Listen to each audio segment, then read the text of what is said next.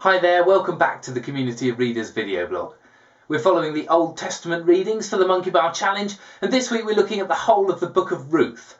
This is called Against the Odds. As the epic history of Israel winds on, so this week we actually take a look at just one specific story. It's set in the time of the Judges, but Ruth is really something quite different.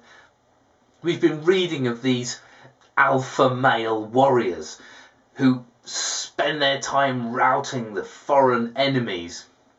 But with Ruth, we get the story of a foreign woman, but one in which she emerges as the hero. Ruth's a different kind of book, certainly to what we've been reading recently.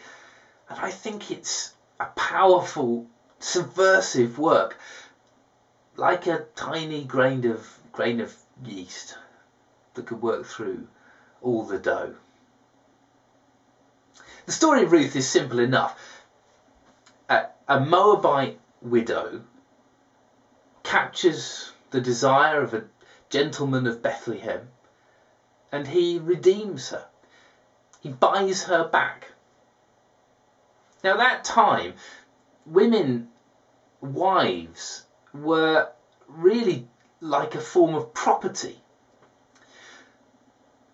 It's quite shocking, really, but that's how it was in those days. And so for Boaz, this kinsman redeemer, related through her mother-in-law's side to Ruth, Boaz does the honourable thing.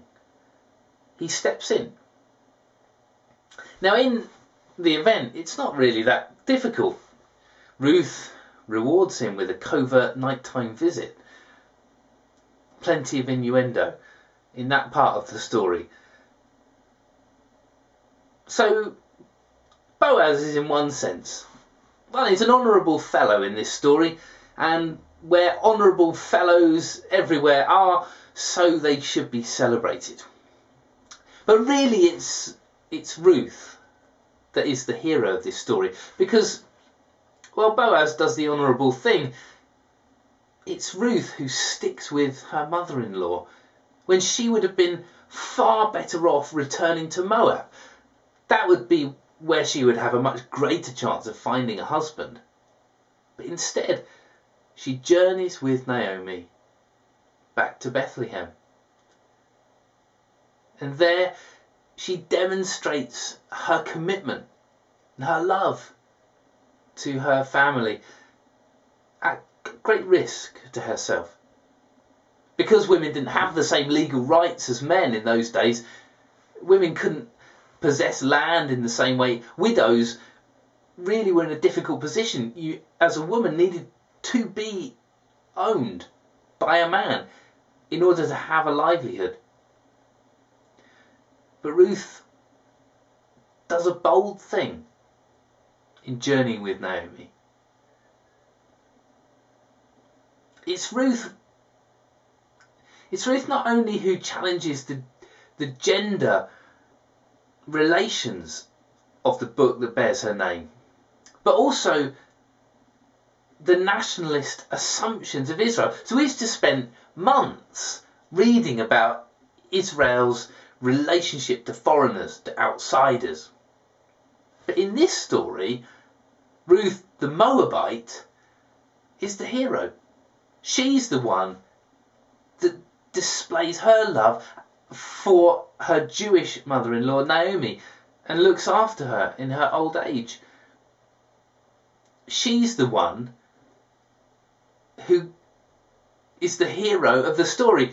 And the great King David, and you seriously can't overestimate just how great in the eyes of Israelites, this King David was descended from Ruth. Her name even is the title of the story. There's a kind of different approach in Ruth, a quiet confidence to this book, that actually there isn't a need to be scared of outsiders. There's not a need to be scared of being contaminated. There is the possibility that a Moabite can demonstrate their commitment to a covenant with Yahweh. And in that sense, Boaz represents a new kind of Israelite. He's not scared of difference.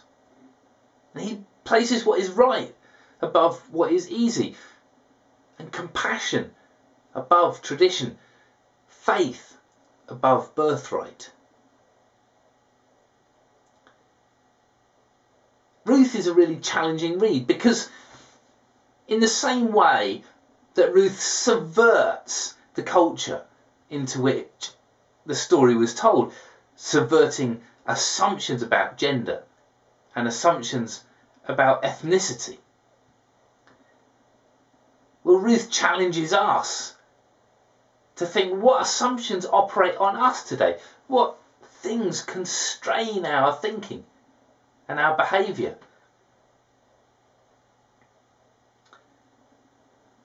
Are we scared of those things that are different? Do we believe that they can be real? Just as Ruth showed that a Moabite could follow Yahweh, how do we feel about things that aren't produced within that Christian subculture that most of us who go to churches know that we are part of? Is it better the Christian band that sing about going to heaven, or the band that wouldn't describe themselves as Christian but who sing against injustice? What is better, the book written by a Christian that brings condemnation and judgment, or the book written by someone who wouldn't call themselves a Christian that brings liberation and joy and hope? And much wider than that, what are the gender stereotypes that affect our world?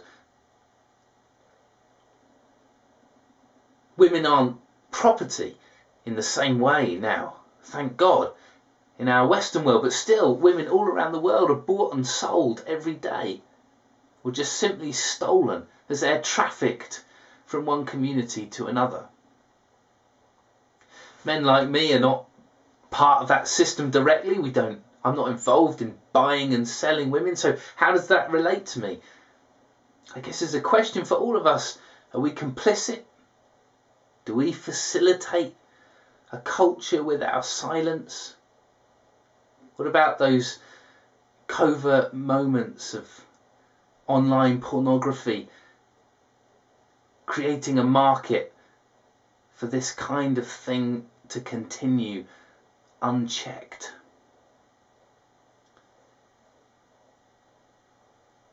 Ruth challenges us to think about ethnicity as well. How do we feel about people who are different from us? With different colour skin, different culture, or maybe different sexuality, different social class? How do we react to those people who are different from us? When I think back a few weeks in the story of Joshua, it's such a radically different approach to people who were different. When I look forward to the New Testament and the story of Jesus, as far as I can see, it is Ruth that Jesus endorses, not Joshua. The crass action thriller is outdone by the deep and gritty romantic comedy. Ruth challenges us to challenge those silent stereotypes which shape our world, and calls us to imagine a different way.